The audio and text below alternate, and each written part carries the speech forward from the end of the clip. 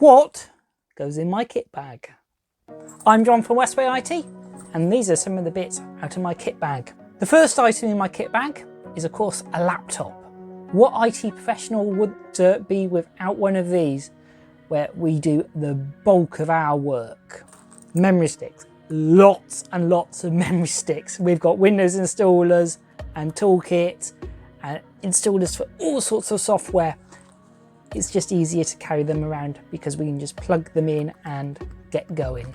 Portable power, perfect for charging up devices, especially when you've got a little octopus with different cables, or powering something like our Windows wireless display adapter.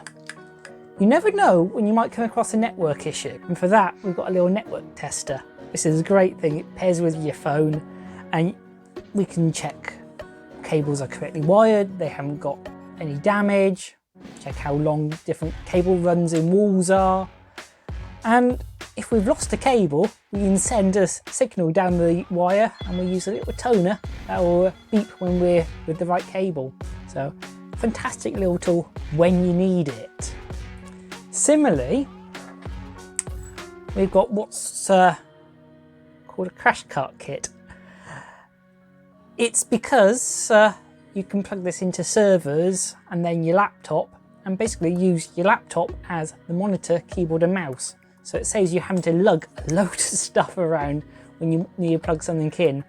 Also it works with any other system that you just need to plug in and use a display and keyboard and mouse. We've used them with Raspberry Pis, CCTV systems, when you just need to plug in and make a little change. And of course, no kit bag would be complete without the obligatory tools.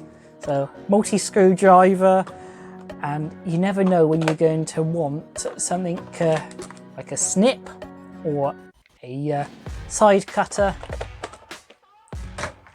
Similarly, a roll of Velcro tape for cable management. It's just so easy to just cut a little bit off, tidy those cables up.